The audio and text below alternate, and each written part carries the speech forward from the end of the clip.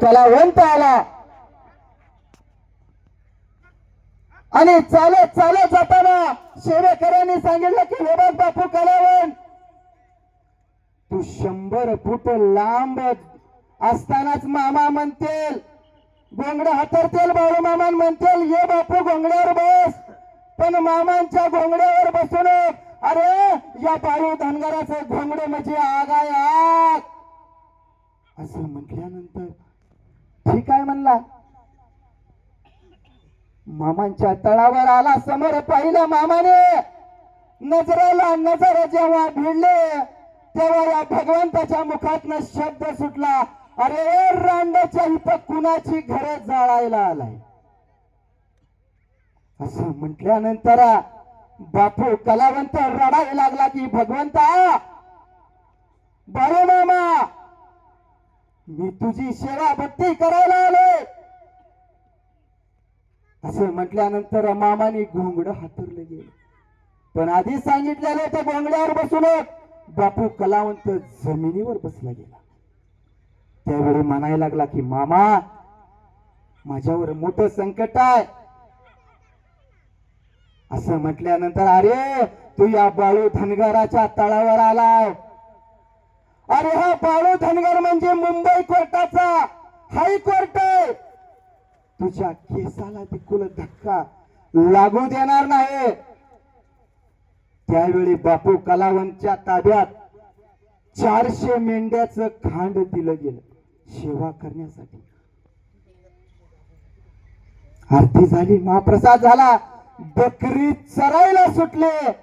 त्यावेळी पोलिसाची गाडी मामांच्या तळावर आली. मंडळी नीट ऐका, ज्या रोडने बापू कलावंत मेंढ्याचं खांड घेऊन जात होता त्याच दिशेने पोलीस गाडी आले आणि अशी लोक मिक्स होऊन त्या मेंढ्याच्या सोबत चाललेली होती सेवा करण्यासाठी. त्याने पाहिलं प्रत्येक जण व्यक्ती बापू कलावंत दिसू लागला त्यांना.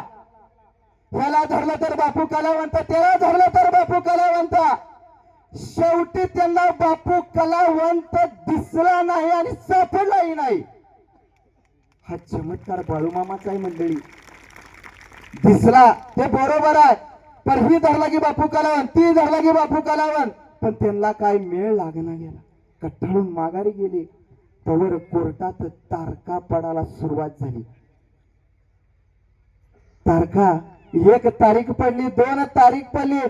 कारण का साक्षात कैलासाचा राजा बाळू धनगर हा बापू कलावंताचा वेश धारण करून तब्बल 2 वर्ष कोर्टात मामा हजर राहायचे. 2 वर्ष आणि 2 वर्ष वलांडून गेले. मात्र शेवटची तारीख राहिली होती. त्यावेळी मामा म्हणायला लागले की बाप्या लेका, तुला आता कोर्टात जायला लागतं, या लास्टची तारीख आहे.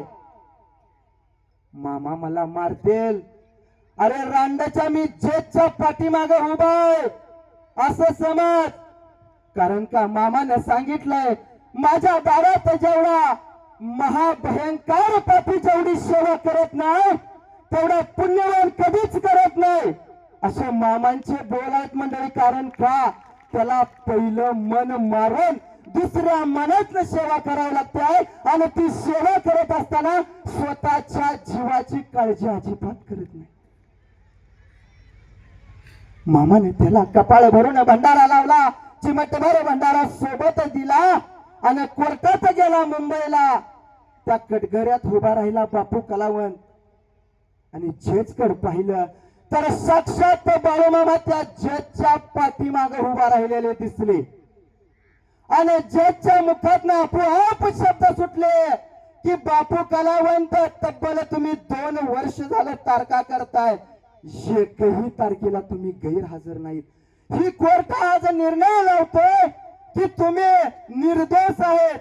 बोला बोला बाळूमामाच्या नावाने सांग बघू.